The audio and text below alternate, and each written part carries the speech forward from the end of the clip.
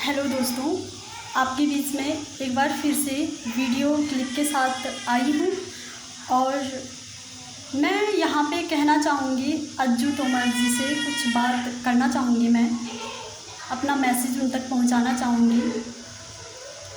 तुमने तो शायद ये बात किसी को नहीं बताई होगी जो तुमने मेरे साथ करने की कोशिश की, लेकिन मैं अब सबको बताना चाहूँगी कि तुम्हारी असली सोच क्या है, तुम एक लड़की को कितना समझते हो और तुम एक लड़की को जो है क्या समझते हो।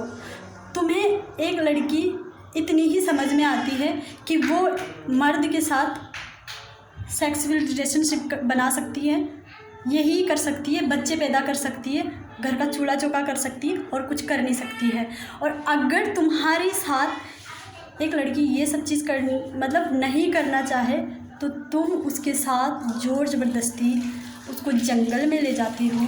कौन सा जंगल था वो? धूलकोट जंगल, झाझरा और मेरे ख्याल से सेलाकुई के बीच में ये जंगल है, घना जंगल है और रात का समय होता है। उस लड़की का फ़ोन डेड हुआ रहता है तो उसका गलत फ़ायदा उठा के उसके साथ ज़बरदस्ती करने की कोशिश करते हो और जब वो तुम्हारा विरोध करती है तो तुम उसे गाड़ी में लॉक कर देते हो। और फिर जब वो लड़की तुम्हें धमकी देती है कि तुमने अगर गाड़ी का शीशा लॉक खोला नहीं तो तुम्हारा गाड़ी का शीशा तोड़ दूँगी। दोस्तों, वो लड़की कोई और नहीं, मैं हूँ और मैं ये बात खुल के बता रही हूँ।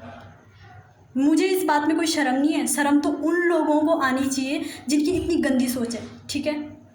तो इन्होंने जो है इतना अत्याचार किया है। दोस्तों, मेरे को बताओ इन लोगों के साथ क्या करना चाहिए, तुम लोग बताओ, या मेरे को अपने हिसाब से करना चाहिए। तो मैं शायद उस टाइम भी कर रही थी, अगर मुझे लोगों ने समझाया नहीं होता तो शायद उनको उनकी जगह मालूम होती। एक लड़की को अकेले जंगल में, उस घने जंगल में रात को छोड़ा गया, उन्होंने मेरे को विश्वास से विकास नगर से उठाया था, तुम्हें नहीं। और जब उससे पूछा गया, उसका विरोध करा मैंने, तो उसने क्या कहा कि मैं तो तुम्हें इसी मकसद से आया था तुम्हारे साथ। मतलब इतनी गंदी सोच है तुम्हारी कि कोई लड़की तुम्हारे साथ विश्वास से बैठती है तो तुम उसके साथ ये सब चीज़ करना चाहते हो हैं। फिर इतना तो छोड़ो, हटाओ, तुम्हारे अंदर तो हवस की इतनी गंदी वो भरी हुई है कि तुम्हारे साथ वो लड़की ऐसा सब कुछ करना ही नहीं चाहती है, किया नहीं तो तुमने उसको रात को जंगल में छोड़ दिया। सोचो अगर मेरे साथ उस जंगल में कुछ भी हो सकता था, अगर मैं थोड़ी स्ट्रॉन्ग नहीं होती, थोड़ी सी अगर मैं कमज़ोर पड़ जाती तो कुछ भी तो हो सकता था ना मेरे साथ। उसकी रिस्पॉन्सिबिलिटी कौन लेता? मेरे घर वालों को क्या जवाब देता? समाज क्या बोलता मुझे कि ऐसे गई थी रात को, ऐसा ये कर रही थी, वो कर रही थी, तब जाके इसके साथ ये हुआ। तुम ही लोग मेरे पे कीचड़ उछाते, ठीक है ना।